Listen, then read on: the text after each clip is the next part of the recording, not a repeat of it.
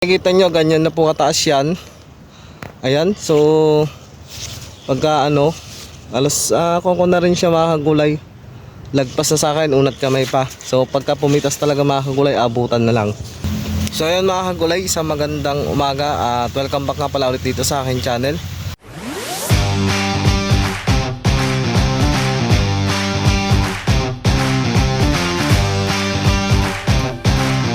So ngayon mga kagulay, andito po tayo sa talungan po ni tatay. Ito po pala mga kagulay ay tinanim po noong March 12. So ito po yung kanya itsura po ngayon. Ayan, so tatapos ko lang din kasi mag-spray dito sa aking Emerald Star. At dumaan na nga din po ako dito para maipakita sa inyo itong halos 4 months ng edad nitong Calixto F1. Ayan, so papasukin natin mga kagulay. Ayan, makikita nyo na medyo mas mataas na sa akin. Ayan, so makikita nyo rin naman mga kagulay na marami pa rin naman siyang bunga.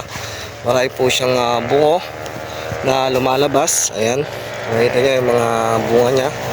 So bali mga kagulay, nag-harvest nga pala ito ngayong umaga.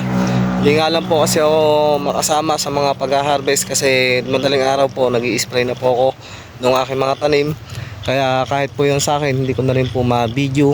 Kaya sa mga nagtatanong po, humingi po ako ng pasensya sa inyo dahil sa pag-harvest namin dito sa aming mga tanim, wala na po halos video. So ito po mga kagulay yung Calixto. Ayan, so libutin natin at pasukin natin para po mapakita ko sa inyo yung 4 months ng edad nitong Calixto F1. So yun mga kagulay, tara.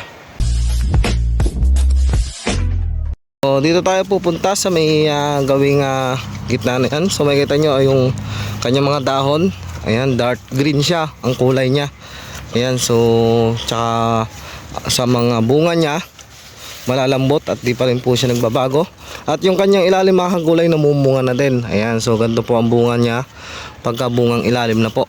So yung po yung mga sanga sa ilalim, so isa po yan na maganda po ang nilalabas sa bunga pagka po ito ay naalagaan natin sa pag-i-spray.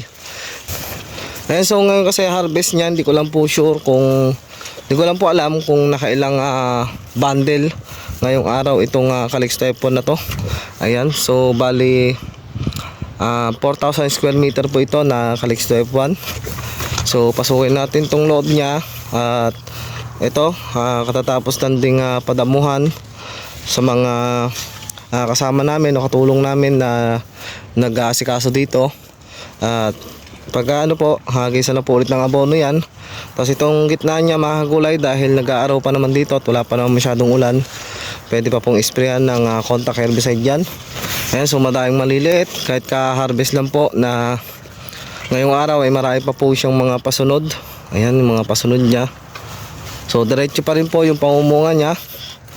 Ayan, so sa mga nagtatanong, yung mga ginagamit namin lason na andyan lang po yung mga video ko. Hindi pa rin naman po kami nagpapalit ng mga insecticide, mga pesticide na aming ginagamit. Basta tiyagaan lang po sa pag-i-spray at palaging isprayhan o wag po nating hayaan na mabaldahan. So ibig sabihin po nun, wag po natin lilibanan ng pag-i-spray. So tiyagaan talaga. So ngayon ang liban lang po kasi ng spray po dito sa amin ay pagka panahon po ng harvest na. So 3 days po straight na nag-i-spray po tuwing umaga at wala po yun na lagtaw. So talagang kinukuha namin, binibigyan namin talaga ng panahon yung pag-i-spray para maiwasan namin yung pagtanda agad ng aming mga tanim na Calixto. So ganun po yung aming ginagawa dito sa lason. Yan pa rin po yung nakikita nyo sa aking channel. Yan pa rin po yung aming mga ginagamit. Ayan, so makikita nyo maganda po yung mga sanga nya at mga dahon, talbos niya, yung mga buko niya sa ibabaw, yung mga pasunod niya. So medyo mataas na nga lang kasi sa akin ito mga kagulay. Kaya sa pamimitas medyo inaabot na sa taas. At saka sa pag-i-spray mga kagulay talagang medyo paligo na rin. Kaya dapat laging naka complete uniform tayo sa pag-i-spray, yung mga face mask or mga salamin. Ayan, so dito nagsasalamin na po dahil yung hamog nung spray talagang tatama na po sa nag-i-spray. So tuwing maga po ang spray nito, madaling araw ganyan, bago po lumabas yung haring araw, tapos na mag-spray dito sa Calixto F1. Nakikita nyo ganyan na po kataas yan. Ayan, so pagka ano, alas kung na rin siya mga kagulay, lagpas na sa akin, unat kamay pa. So pagka pumitas talaga mga kagulay, abutan na lang. So ngayon nagka-harvest siya. Hindi ko lang kasi hindi ko na rin sila maabutan doon sa may bahay kasi ano oras na maaga pong pumipitas dito pag liwanag at maaga rin po natatapos nagtitinor. Ayan, so kukuha ako ng panlaga. So na ganda kasi ng bunga niya, malambot, sarap ilaga to mga gulay. Kaya ito ang uulamin ko ngayong umaga. Ayan, so kukuha tayong mga 5 piraso at isasawsaw ko to sa bagoong na may suka.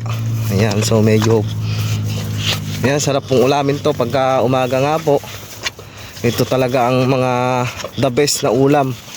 Tapos may sili. Ayan, ito kita nyo, oh, ganda ng bunga nya, lalo na pagka bungang puno na. So ito kita nyo, bungang puno siya, oh. Ayan siya. So yun mga gulay, at dinalaw ko lang din to. So okay naman at maganda. Ngayon ilalaga ko tong nakuha ko. So katatapos ko lang mag-spray. So umagahan, medyo late na nga ng umagahan ko. So ayan mga gulay, sa mga nagtatanong, sa mga sa mga ang edad po ng talong nyo ay mga nasa 3 months po, dapat hindi po siya dapat tumanda kasi bata pa po yan. So ito po 4 months na halos, magpa 5 months na. So madai pa po siyang bunga na nilalabas. Ayan, so madai pa po siyang mga pasunod. Ayan, so alanganin pa po kasi to, kaya hindi pa po siya pwedeng harvestin. So kulang pa siya sa laki, kaya nakakuha po ako ng ganito kalalaki. Ayan. So yan mga gulay, hanggang dito na yung video ko. So medyo maigsi lang, wala naman tayo masyadong naging topic dito. Kumbaga pinakita ko lang sa inyo tong 5 months o kulang 5 months na pong edad na Calyxto F1. So kumita na po to, malaki na po ang kinita dahil 2 pitas lang po, lumabas na po ang kanyang puhunan. Dito na yung video ko mga gulay, abangan nyo lang po yung ibang video ko. At sa mga bago natin viewers, subscribe nyo po yung channel ko para ma-update ko po kayo sa iba kong mga tanim.